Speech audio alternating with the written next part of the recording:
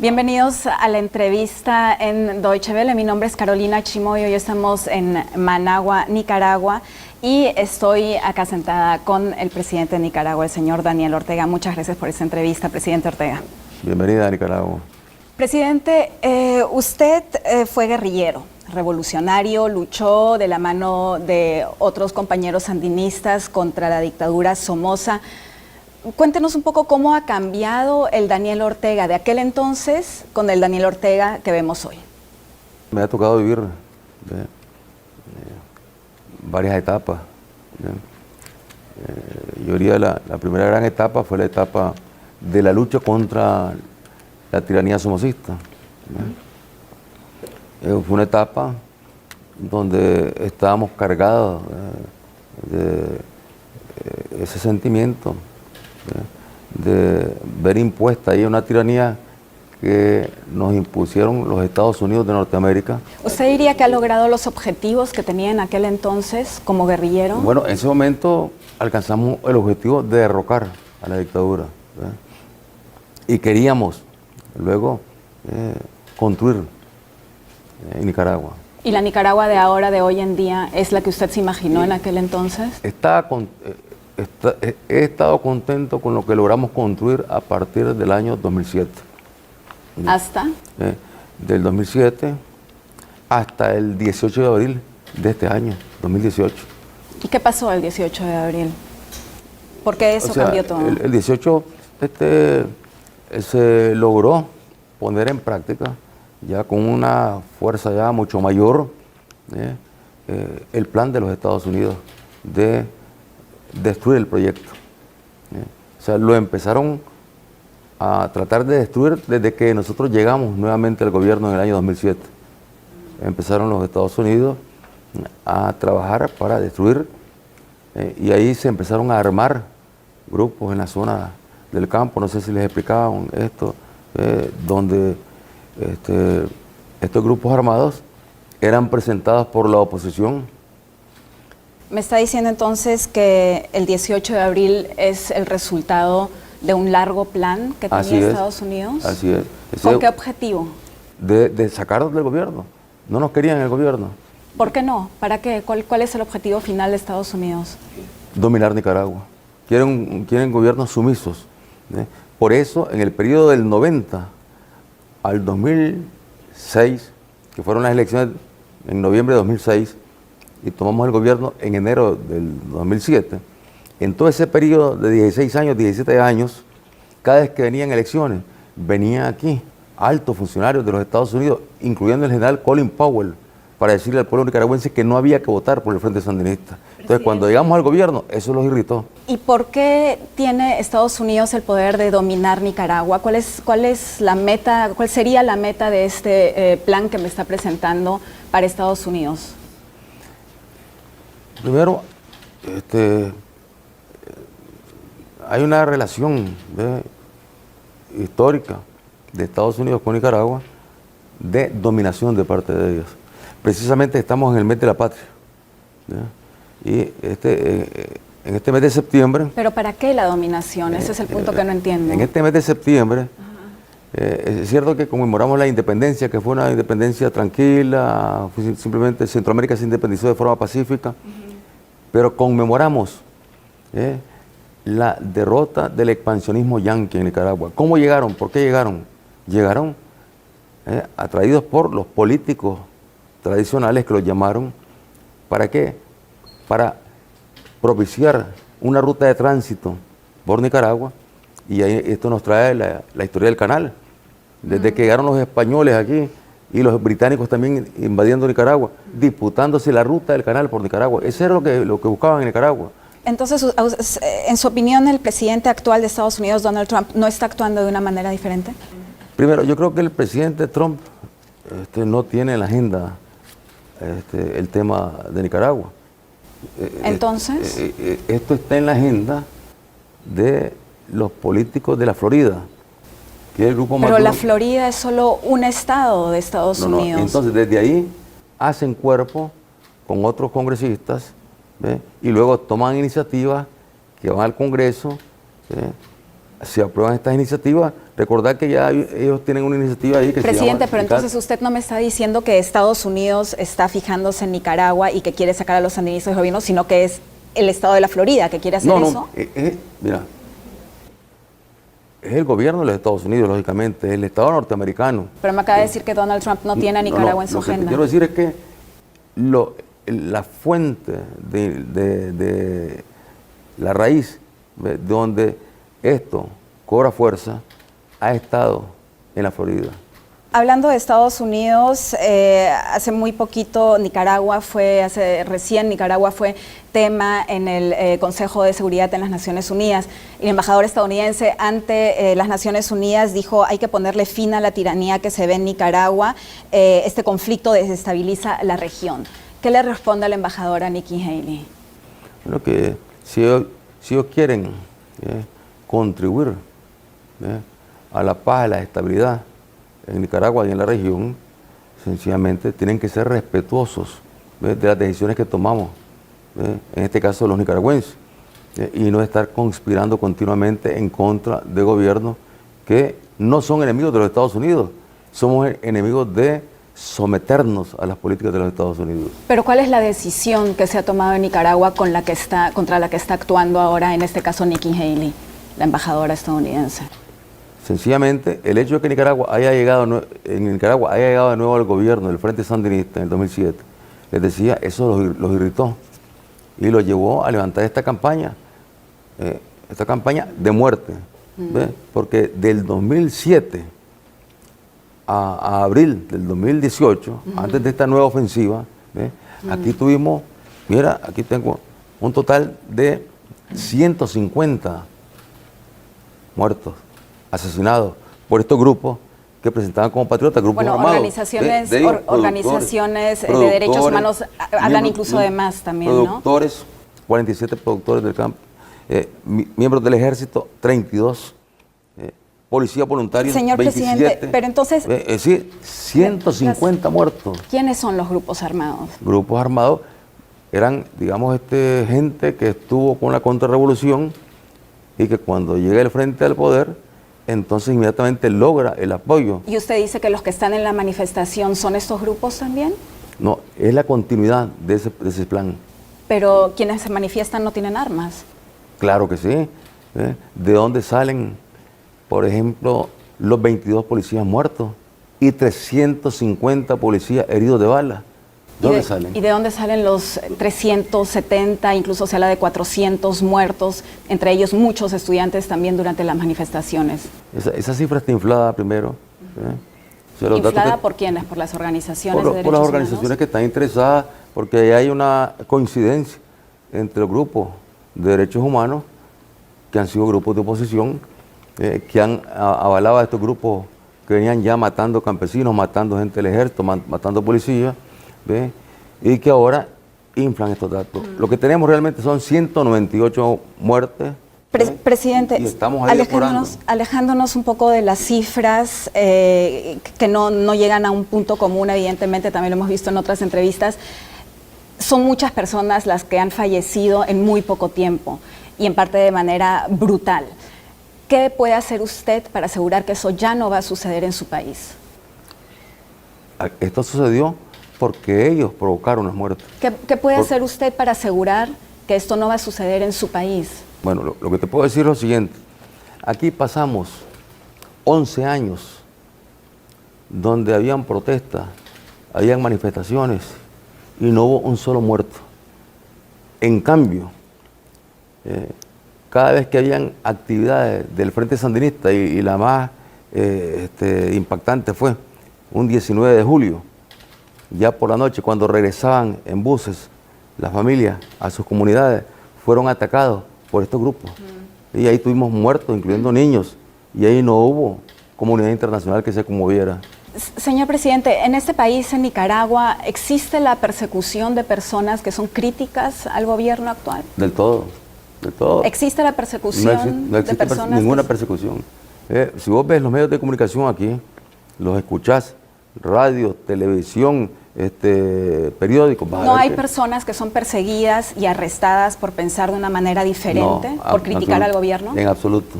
Absoluto. A nosotros nos llegó la información del señor Carlos Brenes, quien usted conoce.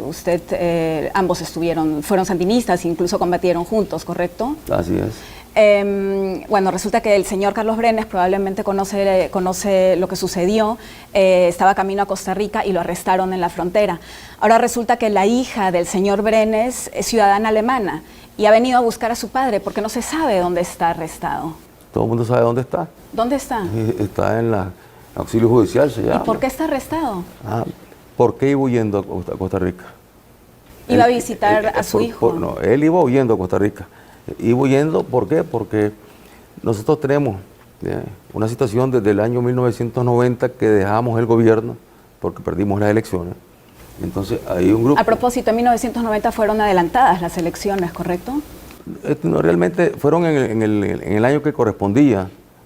Pero fueron adelantadas. Fue una decisión. De noviembre a febrero. Fue una decisión muy personal mía, adelantar las elecciones. ¿Y por qué no las adelanta ahora? Unos meses. La situación que tenemos ahora no tiene nada que ver con la que teníamos en aquel momento, donde teníamos una guerra y había que apurarse. ¿Para qué? Para que se desarmaran todas las fuerzas de la contrarrevolución. ¿Pero no cree que ahora también habría que evitar más muertes y quizás preguntarle al pueblo si aún lo apoya usted como presidente o no? Es que aquí lo que ha sucedido en estos momentos es un intento de golpe de Estado. Entonces, ¿quiénes son los golpistas? Los golpistas son las fuerzas alimentadas, financiadas por los Estados Unidos de Norteamérica y que han estado haciendo oposición. ¿Quiénes son en concreto acá en Nicaragua? ¿Quiénes son? ¿Qué organizaciones? ¿Qué caras tienen? ¿Quiénes son? Son conocidos. Son bien conocidos.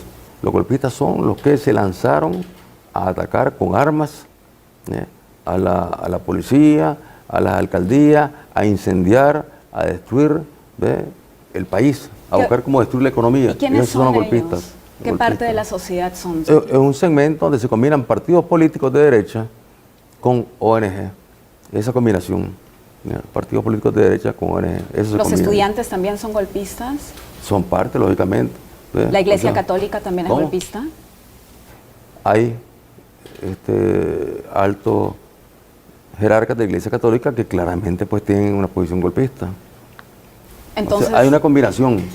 Si son altos representantes de la Iglesia Católica, está diciendo indirectamente que también parte de lo que es el sistema católico y el Papa Francisco, que incluso dio esa llamada, ¿son parte de todo este golpe? No, el Papa no tiene nada que ver con esto que está pasando en Nicaragua. Okay. Pero los obispos sí. Mira, hay que conocer un poquito la historia de Nicaragua. Yo crecí de una familia católica. Claro, la religión acá es muy, muy importante, está muy arraigada en la sociedad. Y desgraciadamente sí, ya de muchacho, no le guardé respeto a los obispos, porque todos eran servidores de Somoza. Presidente Ortega, ¿y los obispos ahora entonces a quién obedecen? Los obispos acá en Nicaragua. Yo diría que ahí tenemos obispos que están realmente interesados en que se busque la paz en Nicaragua. Obispos que están comprometidos. ¿Qué pasa con el obispo auxiliar Báez, por ejemplo, con quien también tuvimos un... Hay otros obispos que son comprometidos con el golpismo, totalmente abiertamente comprometidos con entonces, el golpismo. Pero entonces los obispos y la Iglesia Católica no pueden mediar en un diálogo. No puede, que cuando tenés una conferencia episcopal, donde tenés un grupo de obispos que abiertamente lo dicen, que están a favor del golpe, entonces eso contamina a la conferencia episcopal como institución. Entonces, ¿quién puede mediar en un potencial diálogo? Aquí el diálogo más importante es que se está realizando ya en la comunidad, en el barrio, entre la población, porque el problema es que pero situaciones en un diálogo como esta de paz, señor contaminan. Presidente, uno se sienta en una mesa redonda y empieza a negociar. ¿Ve la oportunidad de reiniciar el diálogo de paz aquí en Nicaragua? Se hizo un intento, ¿Y no se va a volver a intentar? Sencillamente no funcionó porque primero era televisado. ¿Y no se va a volver a intentar? Estamos trabajando este diálogo desde la base. ¿Cuáles son los siguientes pasos ahora para Nicaragua? Bueno, seguir trabajando por la paz. Eso estamos haciendo, trabajando por la paz. Que no tengamos más muertos. Es lo más importante. ¿Y eso no empieza por un diálogo? Estamos en el diálogo. Estamos en el diálogo hablando, ¿quiénes? Con la gente que a última hora es la que se va a matar, ¿ve? Porque ahí no se van a matar. ¿Cuál es la forma de este diálogo en el que está? Lo hemos practicado aquí, ya en los años... No es una mesa redonda con todos los partidos negociándolo. En el barrio, la comunidad, la gente que se confrontó, ¿ve? Que pueda conversar, porque ahí queda polarizada la gente. Pero no va a haber un diálogo con las partes sentadas en una mesa redonda con alguien como mediador. No, estamos trabajando desde la base. Usted había dicho en una entrevista que las Naciones Unidas incluso podrían ser mediadores en un diálogo. Sí, cuando estábamos... ¿Lo ve así todavía? Cuando estábamos todavía pues, con la mediación de la Conferencia Episcopal, pues se nos ocurría que podíamos buscar asesoría, algo así, para ellos, porque los mismos obispos decían que tenían dificultades para poder manejar el diálogo. ¿Y por qué después de pensar en las Naciones Unidas como mediador para el diálogo, expulsa al Alto Comisionado de Derechos Humanos de las Naciones Unidas? No sería expulsado. ¿No fue expulsado? No, leí la nota que se publicó, no se le ha expulsado. Se le recibió en la Cancillería y se le comunicó que ya el trabajo para el cual se les había llamado ya había concluido y que por lo tanto pues cesaba su trabajo. ¿Ve? Porque él está aquí a invitación del gobierno de Nicaragua. Alemania tiene una larga tradición también como mediadora y apoya en mediación, y en una entrevista que le hice al viceministro de Relaciones Exteriores alemán, él me dijo que Alemania incluso ofrecía su apoyo para colaborar, contribuir, ayudar en la mediación, en un posible diálogo de paz en Nicaragua, si el gobierno así lo requiere, lo pide. El mejor apoyo que le pueden brindar en estos momentos naciones como Alemania, la comunidad internacional, el presidente de España también lo ha manifestado, es decirle a los Estados Unidos que no se estén lanzando contra Nicaragua una vez más, porque ellos son los que están al frente. El que lleva la vocería en la OEA es el representante de los Estados Unidos, hablando de los derechos humanos, y ellos sencillamente... Bueno, el secretario general no es estadounidense. El secretario general no es Estados Unidos, es Uruguay. El que marca la agenda es el que pone la plata ahí, porque Estados Unidos pone el 50% de los fondos para la OEA.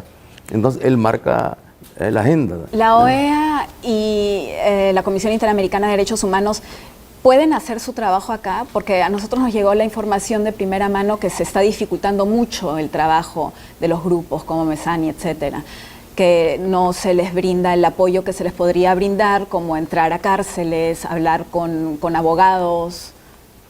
Ellos tienen un trabajo como de acompañamiento, pero no vienen aquí a suplantar a las autoridades del Poder Judicial, ni vienen a suplantar a la Fiscalía. O sea, si no estaría intervenido ya el país, estaríamos en una situación ya donde estaríamos desintegrando los poderes del Estado. Presidente, le pregunto una vez más, la OEA, la Unión Europea, Alemania, las Naciones Unidas, todos han pedido, han sugerido que adelantar las elecciones sería lo mejor para Nicaragua. ¿Está dispuesto a adelantar las elecciones en este país? Primero, deben estar claros que el que salió con esta iniciativa es el representante de los Estados Unidos de Norteamérica en la OEA.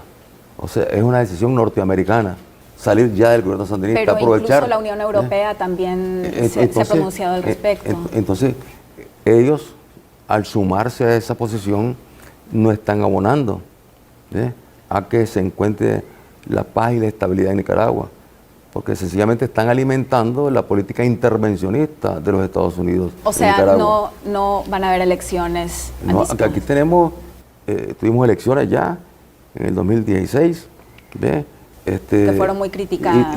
Y tendremos elecciones en el 2021.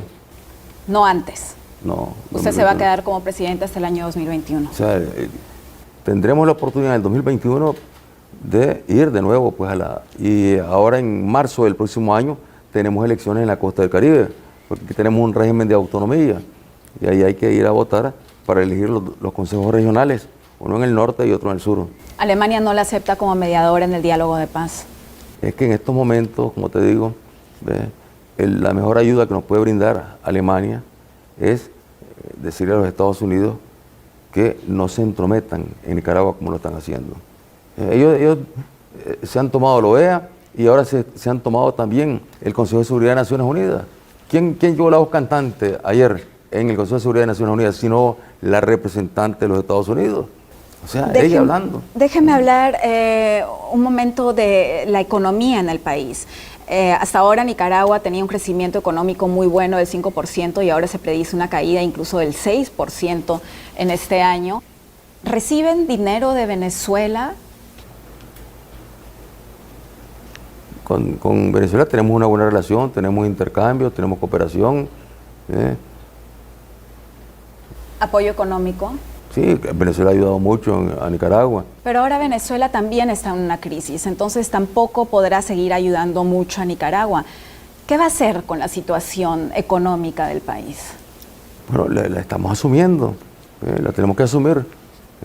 No podemos estar dependiendo eternamente de la cooperación que nos brindan la comunidad internacional.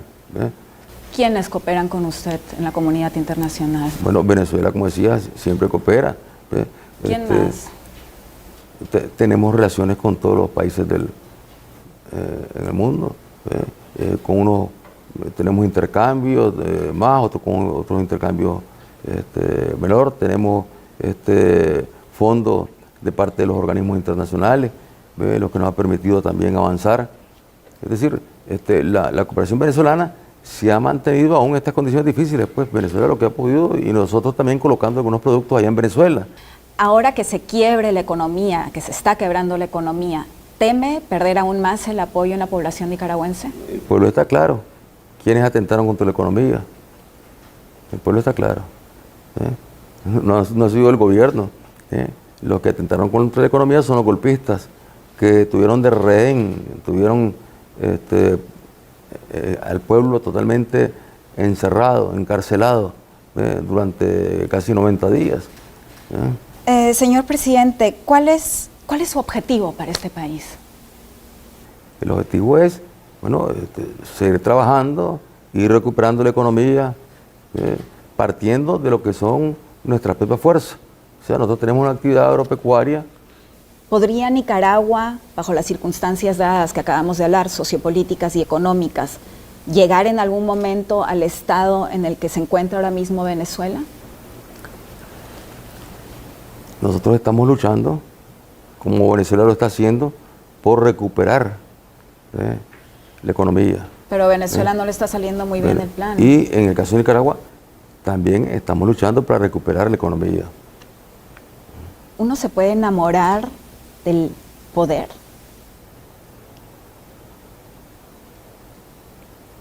Bueno, una cosa es enamorarse del poder y otra cosa es estar comprometido con una causa, con un pensamiento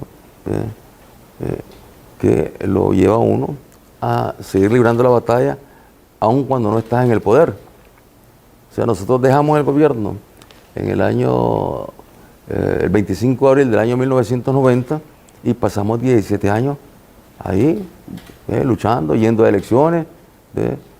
Nunca se nos ocurrió provocar un golpe de Estado, nunca se nos ocurrió.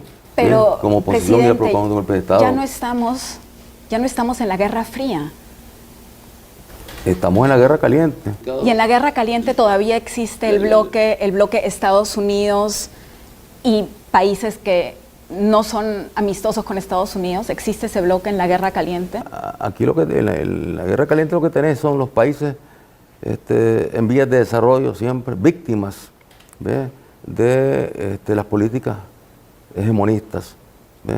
¿Quién destruyó toda esa zona de seguridad que existía ahí en el Magreb? ¿Quién la destruyó? ¿Y quién provocó esta enorme oleada de inmigrantes que tiene ahogada a Europa? Donde incluso Alemania pues abrió las puertas y cómo las situaciones en que se encuentra Alemania frente a eso. ¿Quién rompió ese blindaje que tenía Europa? Como tantos migrantes también que salen de Nicaragua a Costa Rica. Fueron los golpes de Estado. Señor presidente, ¿por qué estuvo tantos años sin dar una entrevista? Bueno, me parece que como hay que dedicarle más tiempo aquí, a estar hablando con la población, a estar hablando con la gente, viendo las tareas del día. Pero ahora sí empezaba a dar varias entrevistas. ¿Por qué? Por la situación que se volvió un tema internacional. Sabíamos que Estados Unidos iba a buscar cómo hegemonizar contra Nicaragua esta situación para buscar cómo salir del gobierno nicaragüense. Y lo estamos viendo, pues. Estados Unidos al frente de la batalla en la OEA, dictándole la agenda a la OEA, y Estados Unidos al frente del Consejo de Seguridad dictando la agenda también. Pero todavía no me ha terminado de decir con qué interés Estados Unidos dicta la agenda. Con el interés de sacar al frente del gobierno. ¿Por qué? Porque representamos un pueblo pequeño que se le ha revelado históricamente a un gigante. Y ese ejemplo para ellos es inadmisible. Señor presidente, gracias por esta entrevista. Bien.